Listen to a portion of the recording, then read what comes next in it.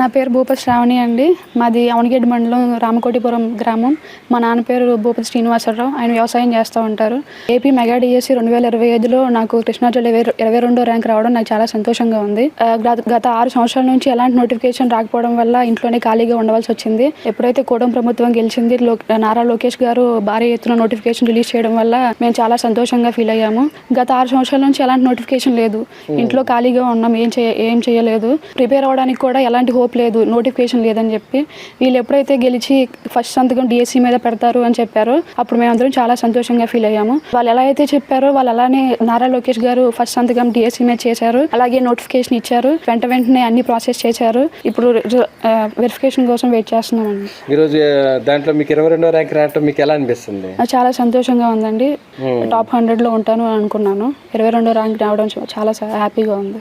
ఇప్పుడు గవర్నమెంట్కి మీరు ఏం చెప్దాం అనుకుంటున్నారు? అసలు చాలా సంతోషంగా ఫీల్ అవుతున్నామండి అందరము.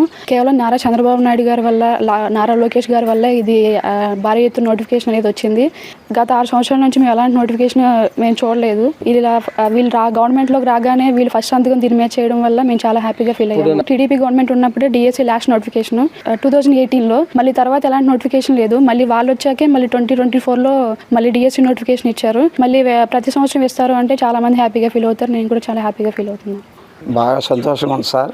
మా అమ్మాయి నారా లోకేష్ గారు ఇచ్చిన ఇది బాగుంది. మొదటి సంతకం గెలిచే ముందులో అన్నాడు మొదటి సంతకం డిఎస్సి మీద చేస్తానని. మాట నిలబెట్టుకుని మాట ప్రకారమే చేశాడు సార్. 2019లో ఒకసారి ఇచ్చారు సార్. అప్పుడు మా పాప ఒక మార్కులో పోయింది. మళ్ళీ అప్పుడు మట్టి వైసీపీ గవర్నమెంట్లో అసలు ఇవ్వలేదు సార్. ఇస్తారేమోనని ఎదురు చూసింది. ఇవ్వలే, ఇంట్లోనే కూర్చొని చదువుకుంటూ ఉండి మళ్ళీ ఇప్పుడు ఈ గవర్నమెంట్ కూటమి ప్రభుత్వం వచ్చిన తర్వాత నారా లోకేష్ గారు మొదటి సంతకం డిఎస్సి మీద చేశాడు. ఆ చేసి వచ్చింది. మా పాపకి 22వ ర్యాంక్ వచ్చింది. మాకు బాగా సంతోషంగా ఉంది. నారా లోకేష్ గారికి ధన్యవాదాలు సార్. ప్రతి సంవత్సరం ఇస్తానంటున్నాడు. ఇంకా సంతోషం సార్. ప్రతి పిల్లలకి అందరికీ వస్తుంది. బాగా సంతోషం సార్.